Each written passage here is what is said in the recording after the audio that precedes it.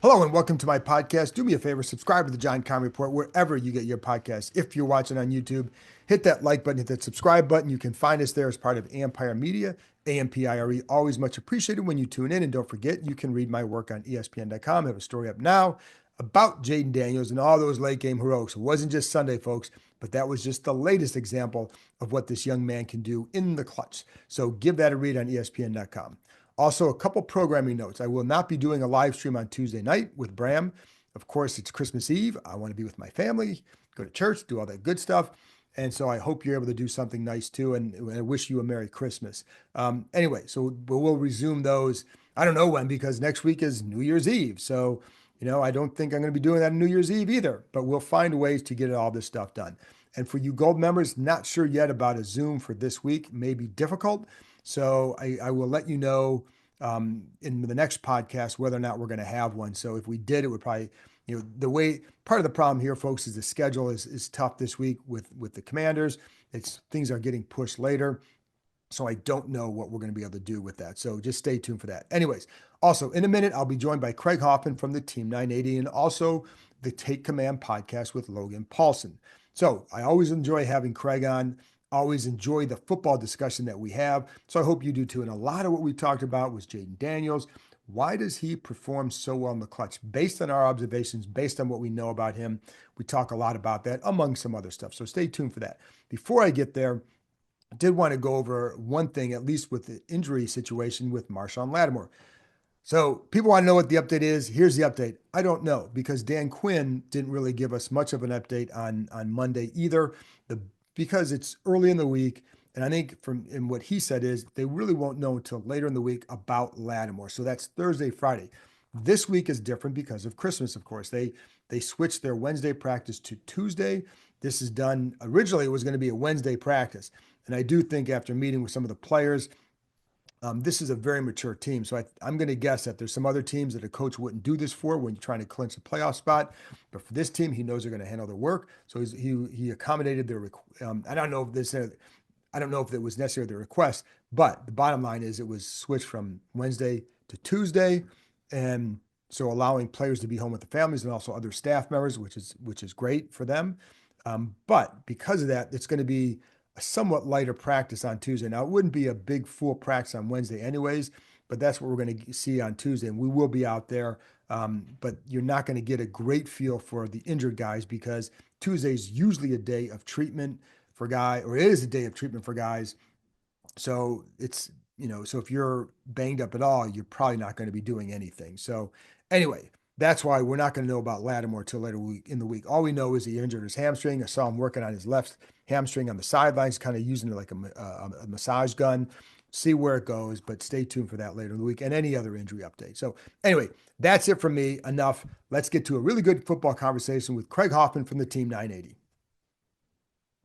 All right, Craig. So a wild one on Sunday.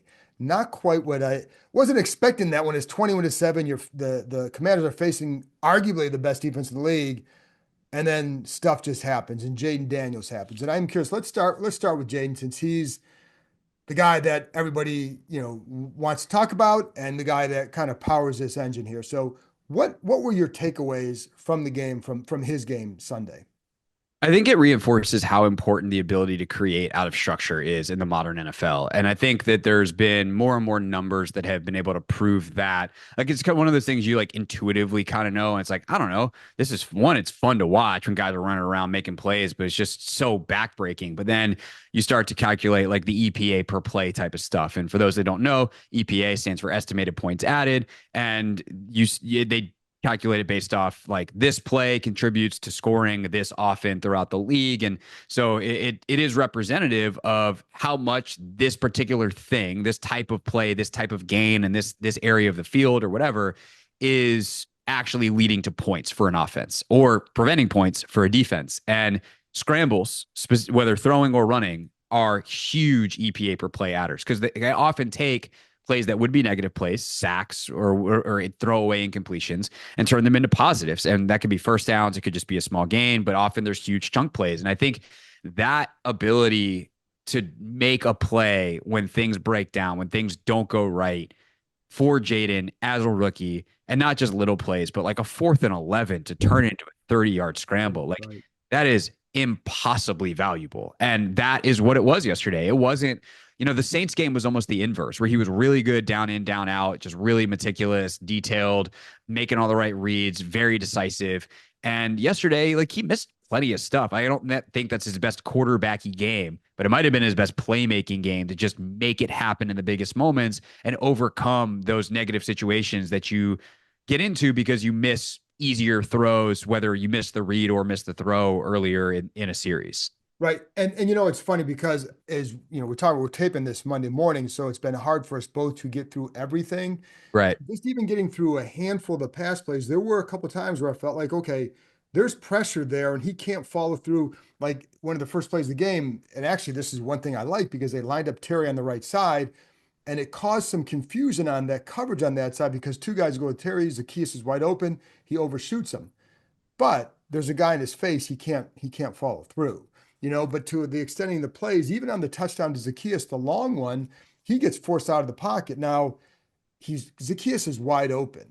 But I've seen other times this year where guys have been wide open where he hasn't thrown the ball or hasn't seen them as well. This time, and maybe he could have run there, but he gets it to him, touchdown. So like there was, to me, it was as much the big plays and the crucial moments he kept making, and that's the sign of who he is. And now you brought up the Saints, like this is obviously a better defense. They're going to challenge him differently, coverage wise, some different kind of pressures. But that's where I thought like, but you're right. As Dan Quinn says, the winning time moments. I mean, the touchdown pass to Crowder, just a beautiful ball at the right time. But that's who he is. Right. So I'm gonna if EPA per play wasn't dorky enough for you, John, I'll bring in some like sports performance psychology stuff here. There's a thing called the Yerkes-Dodson curve, which is a graph that's Hold on one relative. second. This just people knowing this is the first time we've ever talked about this graph on the show. Go ahead. Okay, so the Yerkes-Dodson curve is Or a curve. graph. No, Yeah. curve, yeah, it's got one axis is performance and the other is pressure. And for most people it's a bell curve, right? If Right. there's not enough pressure, if it's just like you're just screwing around, you're not going to perform your best because there's actually not enough like incentive and internal drive. And for a lot of people at the very very most pressure moments, you'll crumble under the pressure. And so there's kind of this sweet spot in the middle where your pressure the pressure is there enough to perform but not too much to overwhelm you. And like the classic outlier is Michael Jordan, who has a performance at a 10 all the way across because he would like murder someone playing, basketball in an office setting with a paper, like wadded up piece of paper, Right. and also game 6 of the NBA finals because he never actually got to a game 7. And I feel like Jaden is maybe not that 10 flat line all the way across because I think there are moments earlier in games where he's not all the way there yet. And that's part of being a rookie in the NFL, figuring it out. No one's going to be perfect. But clearly, like, his isn't a curve. He Right. doesn't have that fall off in the biggest pressure moments. His performance rises to the absolute best when he has to have it, which is why, like, the interception on the second to last drive that we thought might have ended the game and would have had Devontae Smith not had an inexplicable drop that is so outside of his football character, that, like, wow, he doesn't do that in that moment where he clearly panics and tries too much. But then he comes back and Terry told us when we were in the locker room after the game, the three of us were talking like that last drive felt like practice for Right. them. And to Right. have that level of calm, composure, smoothness, and to know like, hey, I missed a throw here, but I'm just going to keep it right here. I'm not going to press 98% of the time. That is how you be him. That is how you perform in those moments. And I think to him too, and I was going to ask you too, because you're around it, we're both around athletes all the time, but when you're in those pressure moments, why are they able to stand out more than that? Now for him, obviously there's talent there, like the ability to run in that fourth 11, but not many guys can make that play. But it's also the ability to stay calm too. And where does that calmness come from? And that's the thing that keeps getting asked of him. Where does that come from? Like I my sense would be it comes from hours and hours and hours of preparation and the confidence you have in yourself in those moments. Because like this is a guy that gets there. He and Cliff Kingsbury are finishing up a walkthrough 3 days a week by 6:30 a.m. in the bubble. Like that's what they're doing. And then the constant communication, the constant like he knows some things better than he'll have some certain plays he might tell Kingsbury, no, no, it's supposed to be this way, and he's right. Like there's just an intense amount of preparation mixed with the confidence in yourself that makes you very, because this isn't the only game, obviously. It's been all year like that for him. In those 4 minute, 2 minute situations, he's really good. What do you think that stems from?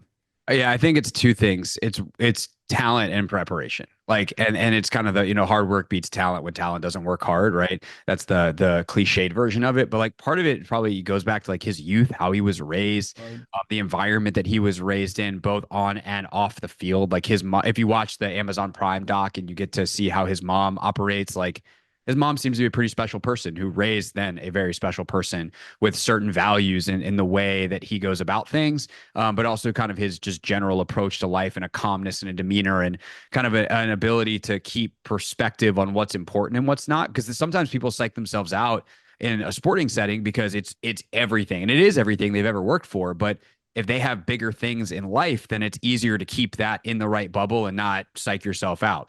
Then you've been in that situation before because you've prepped it. And that is definitely a huge part of his success is he has been, I mean, going back to like what Terry told us, I mean, literally every play of that drive they've run before in the exact same way. And so when it's not new, some of the pressure is off because there's not I have to figure it out. It's, I know what to do. I know how to execute. And, Crowder told me after the game, we did an interview as well. And I know he told this to NBC on their Sunday Night Football, a little FaceTime that they did with Devin McCourty as well. Like they practiced the game winning touchdown play Right. the Right. exact same against the exact same coverage on Right. Friday. And Yep. that play is designed to go to Zach Ertz, who, by the way, was also open. But Yep. because they had seen that coverage in practice and it worked to Jameson, Jaden didn't even look at Zach. He's like, I know this coverage.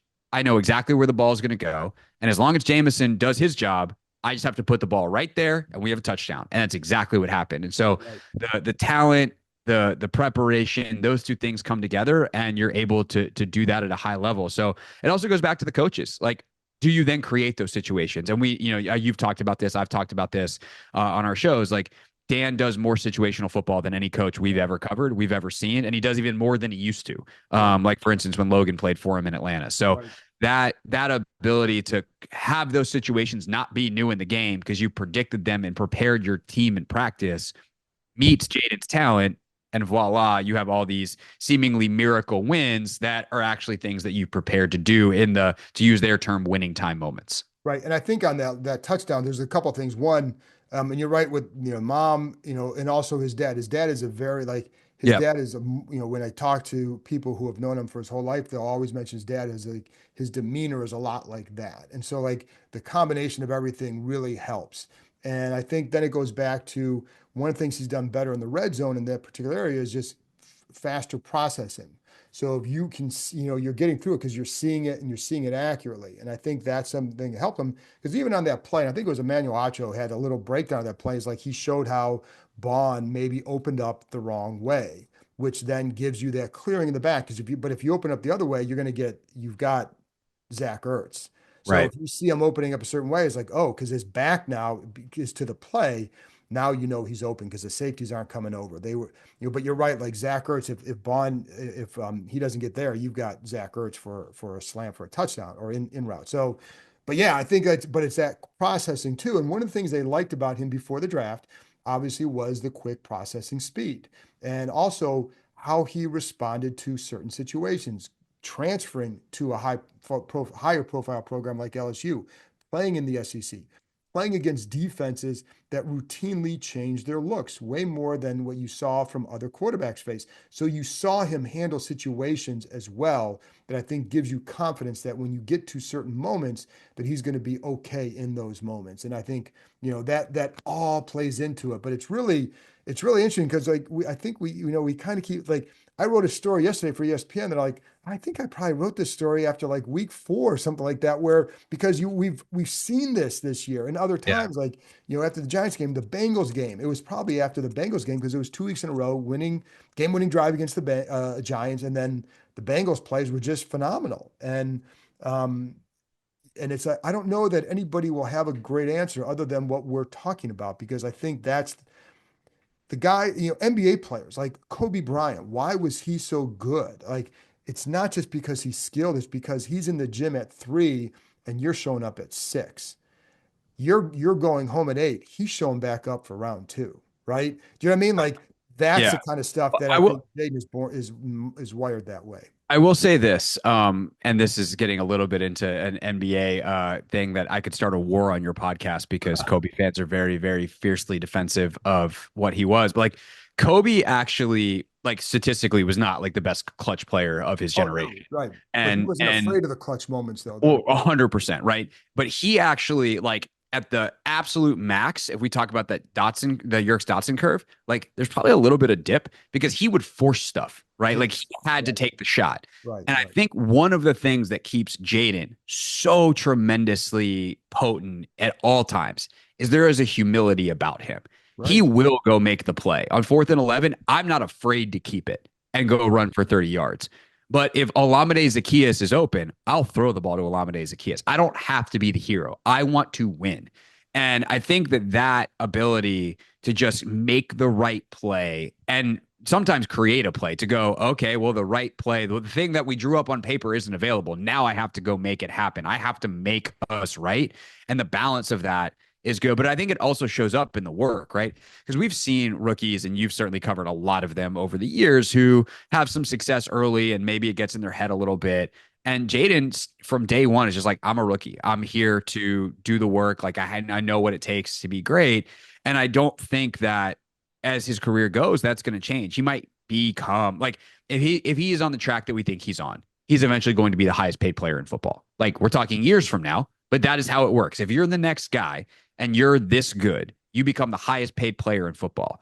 And I think he will get to that point and continue to be the exact same guy that he is because he knows that's what got him there. And then if he changes, then all of the good things that he might like that come with being Jayden Daniels go away. And I also think he just likes winning more than he likes all the stuff that's with football. And that is a very like old man scout cliched thing to say. Like, do you like football or do you like the things that come with it? I think he genuinely loves football. And And I think that's a huge deal as well. there are a lot of players who like the trappings of football and it's, which is fine. Like if that's what we want. But the guys who do Sure. what Jayden They're does, great. correct. Yeah, there are a lot of guys who are really good who just like they don't necessarily love the game, but they're really good at it and they like what comes with it. But for him, you're right. Like what he has always done is embrace the process, and you have to do that to get to a certain level. And I think he does that for sure, and it's what he's always done because you don't see him like when you're around in the locker room, you see him on the field, the way he interacts with teammates, everything for him is about a competition. It could be the competition could be arguing with Bobby Wagner about who's the better player, right, in the NBA. It could be about, I mean, I've always brought this up with Charlie Muley in the PR department, just about um, the Mets, how he hates the Mets, and Jaden's a Dodgers fan, and Charlie's a Mets fan, and just ribbed the hell out of him about the Mets. But like, there's always something with it, and it's funny because somebody asked me after the game about him talking to other players on the other team during the game. It's like it's just who he is. Like he likes all of it and he embraces all of it. And that means like that's why like Herm Edwards told me before the draft, like he comes off the sidelines after throwing a pick and he's got a smile on his face, not because he's happy, because he knows it'll be okay, that he'll get it Yeah. back. And And it's a guy who loves the actual competing, yeah, right? I think yeah, some people like winning, some people hate losing. The absolute best love competing. Like the thing that gets them going is the idea that like I get to put it on the line. right. And if they don't win, okay, I didn't win, but I have to find a way to win next time. Like it's invigorating because you then have a new problem to solve. And if you continue to just win, win, win, like that's cool too, because you're continuing to find the problems to solve. But the act of competing is the thing that I think he's addicted to and he loves. And that is going to keep you going as long as your body will allow you to play. And Marcus, I wrote a story about this for ESPN.com over the weekend, just about how he is positioning himself now at a time where they need him most. In other words, like his game is rising to a certain level, even as it's maturing even more. It was really good in the early part of the year, but he's able to do even more now. And it's coinciding at a time where they need a little bit more because clearly, listen, man, there's no way that 5 turnovers and a lackluster run game should have produced 36 points. No. None at all. But like Mariota, I talked to Marcus Mariota about it because Mariota went through this. Like he knows what it's like to be a young quarterback who's got, second overall pick, et cetera. But he said that, sometimes guys get there early, have some early success and feel like, oh, I've got this. He's like, he hasn't changed, Daniels hasn't changed his approach at all despite the early success. I think he's really good. I don't think it's a cliche for him that like just to flush it after 24 hours. I genuinely think it's just how he's wired. Yeah, and look, I don't want to. Sorry for the comments you're going to get on YouTube of like quit bringing up old stuff. But I mean, Robert Griffin was electric in 2012, and he did not have the right approach going into his second year, and obviously there's an injury that was part of that. But like how you approach an injury rehab is part of what we're talking about Right, here, right. and that is why Jaden still has a long way to go to be one of the greats. He's having one of the greatest, if not the greatest, rookie season we've ever seen for a quarterback. That is not to take away from what he's doing right now, the trajectory he seems to be on. But I think the reason that a lot of us feel so good about the future as well is because of how his head is on Right. straight and is not at all twisted at any point through the success that he's had. And I think his vision is on something greater. Cause like there's I'm trying to, was it Robert who was like, I want to be one of the greatest of all time? No, Um, Dwayne Oh, told there me was he wanted to be Dwayne. a Yeah, Hall of yeah, yeah. Famer. And I'm like, Hall of Famers don't say that. They don't, Right. you know what I mean? You work, Yeah. guys that I know who are great. It's like, hey, today I'm going to do this, and now Champ Bailey early on but he wouldn't talk like that. He would just say like, listen, I know I'm the best corner. Okay, go ahead and argue, debate it. But he's like, Right. I am. But it was a And I think, confidence that he had. yeah, Jaden has said, like, I want to be one of the greats, but I Right, know I have a long way to go. And right, like that second part is really important to say, like, hey, if I genuinely want to be where Lamar Jackson is now. And it's funny because the more I watch Jaden, the more I do see Lamar. And people in the draft process would try to push back against that. And I was like, yeah, there's definitely some differences in where they attack on the field and who they are, the kind of their spray chart throw profile. They're different people as passers, but like the way they play the game, there is a bigger similarity than I thought there would be. But you're watching some of the ways that Lamar has grown. And I think there's some of the same areas that Jaden needs to grow. The pocket presence, like how do you escape to avoid the sacks? Lamar is one of the least sacked guys in the league. That wasn't necessarily the case early in his career. Burrow, same way. Obviously, very different player, but like you can learn some of the areas that he's got to get better at if he wants to be at that level. And it's fine that he's not right now because he's a rookie who's, by the way, gotten this team to double-digit wins for the first time in forever. But like there is area to grow, and he knows that. And the humility to say, I am good right now, I am confident right now, but I know that in the long term there is more space for me to go up is at times a delicate balance. And it's a whatever, I don't know, it's high wire, medium wire, a low wire, whatever wire act it is, he is walking it very well. yeah, and it's you just the Griffin stuff, which obviously I was here for. There was when you talk to the coaches, and Robert would push back on this, but the coaches would also push back on his pushback that he felt that he was at a certain point as a pocket passer and they disagreed with it. Yeah, So that always was going to trip it up where and the owner would repeat stuff sure. coaches that sounded like it was coming from the quarterback. So like it was just a mess up situation. But the bottom line is there was a difference of opinion as to where he was at in his game. And I don't with think Jaden has an opinion on where he's at. Like I think no, Jaden is just like, he Cliff, just tell me what to do, man. yeah, and I think like one reason why Kingsbury loves it here is because of number five. Not just because, oh, he's really good. It's because of like what coaches want are guys who like, first of all, you want talent, right? Like you want the great quarterback, but you also want to get a guy who has that and then who works the way he does is a rare find.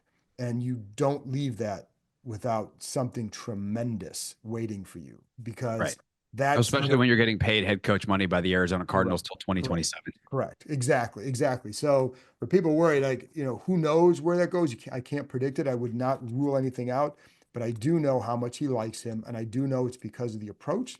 And they, like there is no urgency, no rush to go get a head coaching job because of what you just said. Um, but that's for discussion for down the road. But the bottom line is what you hear from the coaches about working with Jaden is very different than what you used to hear. And I think that's why That's why he has a chance to not just have is to duplicate to not just duplicate, build on this success. It's year to year, it's very hard, but I think he has a chance to be a very consistent player because of all of that, the skill set. And the other thing is too, like he was a good passer coming out of college, like an advanced passer coming out of college, and compared to some other rookies that I've seen. And I think, and he doesn't the line from scouts or others would be like he's a quarterback who can run, not vice versa. And so I think that, so I think he plays to that, but he also knows, hey man, when I need it, I got it. And we Yeah. saw that on the 4th and 11. But he also doesn't rely on it because there were a couple of the plays like, oh, he's got a pocket he could escape here. He's not looking to. He's looking to throw it. Yeah. I think it's also a reminder of how fragile it is. I mean, CJ Stroud last year was incredible and Right. had one of the great rookie seasons we'd ever seen then, which is why, like, when people are like, oh, how good is Jaden going to be? I was like, I don't know. The odds that we're going to have the two best rookie seasons we've ever seen in back-to-back years from number two picks seems pretty slim, but like, I'm not ruling it out. Like, Jaden's clearly looking good in OTAs, and like I liked him coming out, Yeah. obviously, and saw so much on tape, and I was just like, this is what it's supposed to look like. Like, let's see if he can do this in the NFL. But Stroud this year has really struggled, Yeah. and I'm curious to see like what adaptations defenses make to Jaden next year. How does Cliff grow in year two, presuming that he's still here? Like, I think they think about this stuff though, and they're not worried about it right now, but they're going to spend an offseason trying to predict a lot of that stuff and be on the trends to make sure that they stay one step ahead. Because, I mean, sorry to everyone in Houston. Like, Stroud is the model that you're trying to avoid. It's not like CJ all of a sudden I don't think is one of the better Right. top 10 quarterbacks or top 15 quarterbacks in the league for sure. I would take Just long term shows how on hard. CJ Stroud in a major way. But I also think like the way that Houston went about building the roster and taking some chances in some places that maybe weren't the best to take chances. Like, I think it's a good lesson for Adam too. And I don't know that he necessarily needed it, Right. but it's there as a piece of data to say like, I don't know, bringing in the volatile receiver to whatever might not be the best play versus, oh, we're going to trust our second year quarterback to manage the pocket at all times because our offensive line is horrendous. Like, I think, when we think about some of the areas to invest in for Adam this offseason, again, this is a conversation that's probably better had in a month, for Lord willing, 2 months when the season is over. But, if we're having this conversation in a month, we always go to the T. Higgins or the pass rusher or whatever. But like, I think personally, we really like a lot of guys on this O line, but there's some chances to upgrade on a couple of them that could make a huge difference. And whether that's in the draft or free agency, like I think that's an area where Houston maybe made a mistake of they just trusted their O line to be able to do certain things, and that was a bad mistake. And now CJ is kind of dealing with some of that stuff in year two, that hopefully Jaden will not have to deal with next year. Well, I think that's the key is after a year like this to be honest about assessing where your roster is and just looking at and seeing how did you win these games and what do you need to do to maintain that level.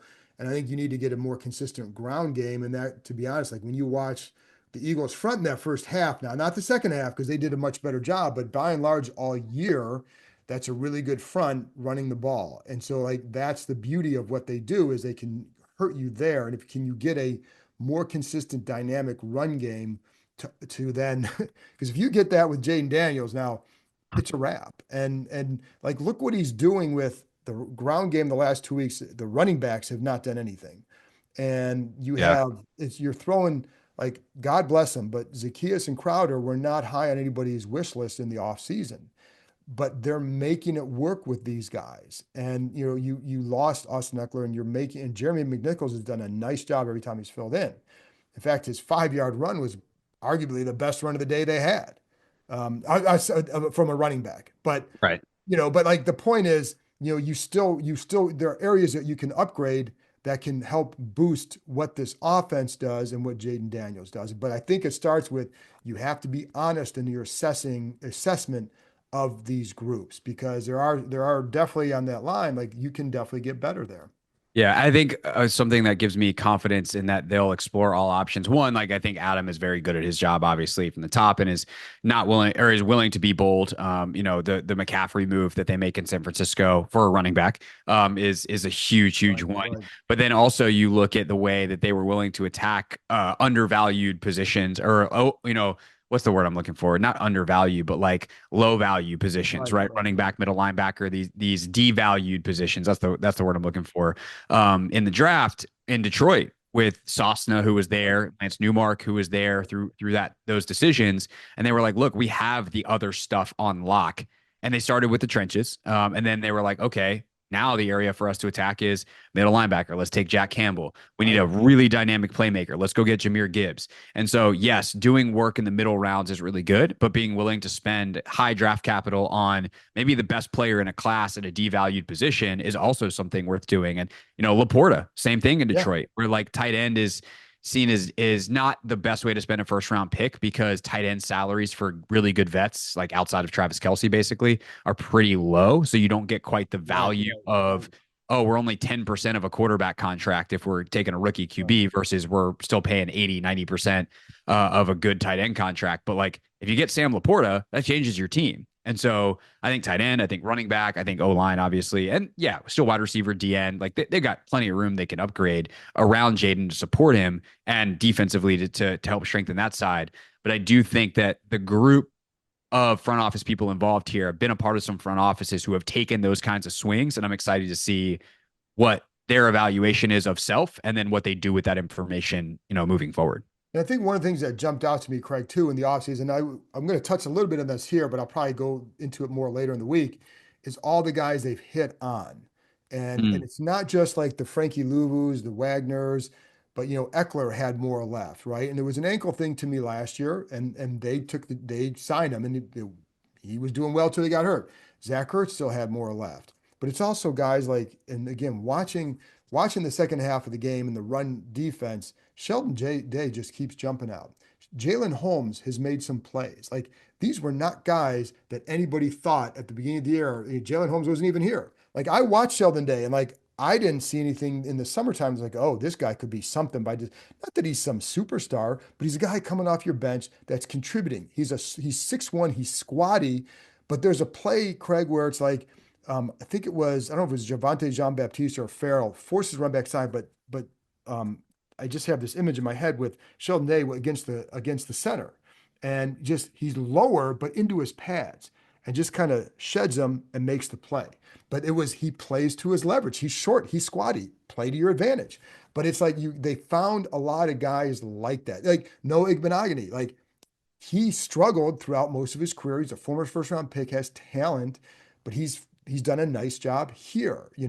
Like they've done it just so it's not just the top end guys and fit matters with those guys, but like it's finding the bottom guy and guys to fill out your roster that give Carl Davis coming in off the practice squad and not being afraid to bump aside talented guys like Fedarian Mathis at the right. expense of someone who's like, hey, why take, you know what I mean? So I think they've done a really Yeah. good job in all of that. And that for fans should give you hope going forward. Never going to be perfect. You're going to miss on some, but they've shown a lot about their ability to identify talent.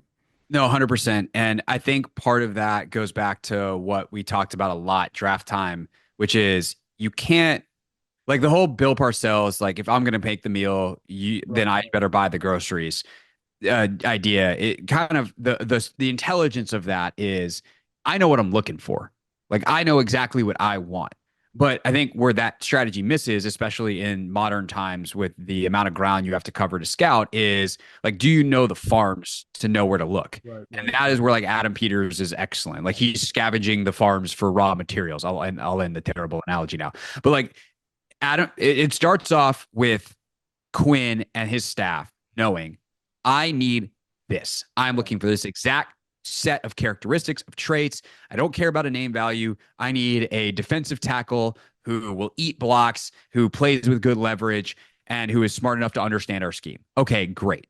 Go give that to Adam Peters. Adam Peters is like, I know where to go. Let me look here. I know that in this defense, like these 7 teams have played similar styles. Let me look down their roster or this guy last year. Oh, he's a free agent now. Sheldon Day, bang. And I'm not saying that's what Right. happened with Sheldon Day because Right. Quinn had a familiarity on that Right. particular one. But that synergy of coaching staff knowing I need X and Peters and his pro scouts and their staff going, okay, you need X. I know where to get X. Right. is enormously important. And I think you're dead on. They can do that. And sometimes like they have to be able to have a vision for a guy like on the Luvu front, right? You have to have a vision for someone that's bigger Right. than what they've done. You have to be able to see the next step around the corner. And Frankie's not a young player. It's not like he's a 24-year-old. Like he's Right. 26 or maybe 27, 28. Like Look, he's yeah. been in the league for a number of years now and no one has used him like this before. He's been, a smaller version. He's done plenty of pass rushing. But they were like, no, we can make him into, what Micah Parsons was. It's not going to be at Micah's level, but like we can have the same role and we can have him be our primary weapon pass rusher. And it's worked. And that down to, Noah and knowing like, okay, we can use him in the slot. That's going to be better than putting him outside or whatever other decisions they've made, I think has been really, really smart. And they do this on both sides of the ball very well, which probably means that Dan's got a pretty good understanding as a head coach if it's trickling down whether it's in who he hires or how he makes sure to kind of hold that standard throughout the team. And I think it helped too that they had like you said, a familiarity with a lot of these guys Mhm. before signing them because you know what they're about, not just who they are, but what Yeah. they're about. Because you need to know that is this a guy who's going to work at a certain level? And again, it's never going to be perfect. You are definitely going to miss on some, and but you are going to hit more than you're gonna miss, and that's how you build a good roster. But it helps but it still helps with number five. I mean, they're making it. I appreciate how Joe Witt has not been afraid to. There's sometimes with the D line alignments, I'm like, you're going all backups here, and like they're not afraid to do it. You're going with Zacchaeus and Crowder in primary roles in clutch moments, partly because you have no choice, but you're doing it right. But Zacchaeus was a guy they were using early on, so But I Yeah. think they find ways like again, it's simplistic and it's not always seen. They find what does this guy do? How can you use him? Now the problem is I think maybe you and Logan were talking about this on your podcast. I can't remember if this is where I heard the discussion, but sometimes if you get so many of those guys, like, well, this guy might do this, but this guy does that. So it's hard to fit everything, but you can still find something like, okay, Sheldon Day's good at this, or Jalen Holmes is good at this. Put him in the spot to them play that way. And I think they've been really good with that.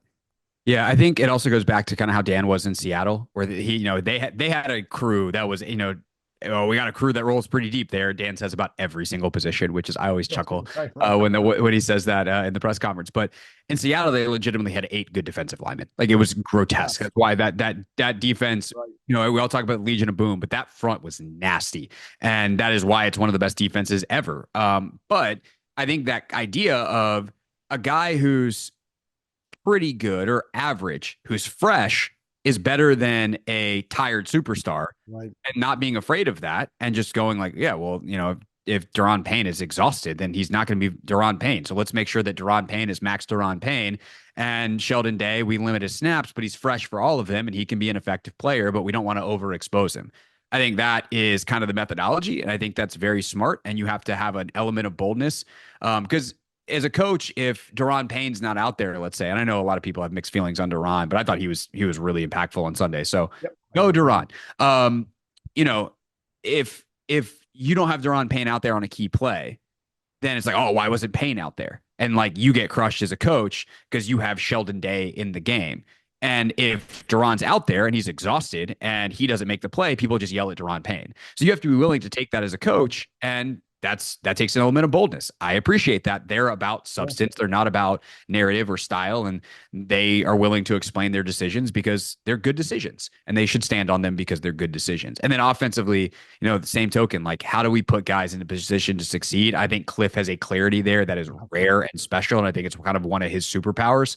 And they have found ways to say, all right, what's the task we need to accomplish? Okay, who are the best people to do that? And they have succeeded way more than they have failed this year in doing so.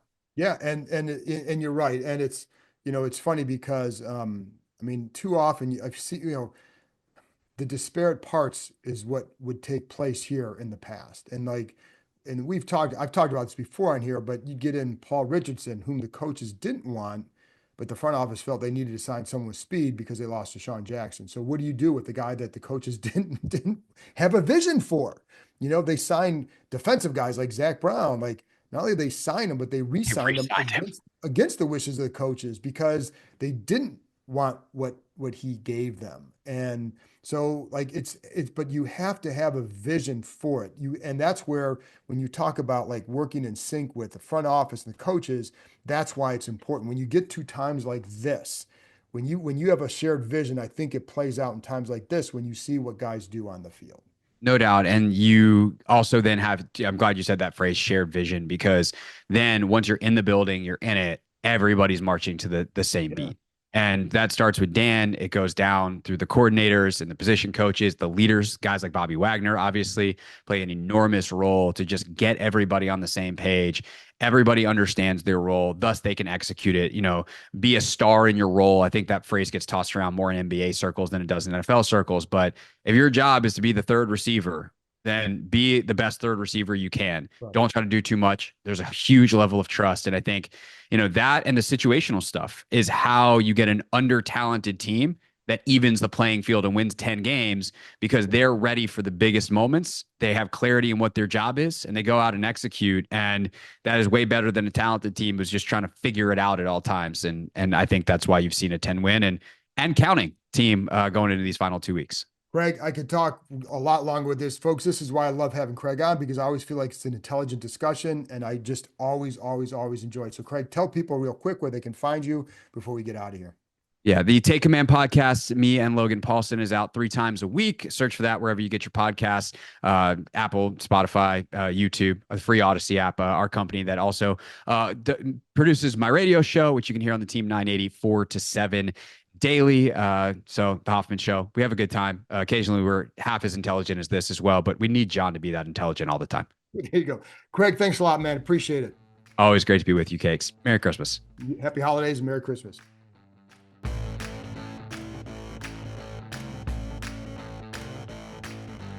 That's it for this episode. Thanks to Craig for joining me, and thank you as always for tuning in. Hope you have a very Merry Christmas, and hope everybody enjoys spending some time with family, loved ones, whatever. And I always appreciate you guys listening. And again, Merry Christmas, and I will talk to you. I'll be back on Thursday with another episode. I'll be with Bram Weinstein, the voice of the Commanders, talking a lot about the upcoming game and just what's ahead for the Commanders. So talk to you next time.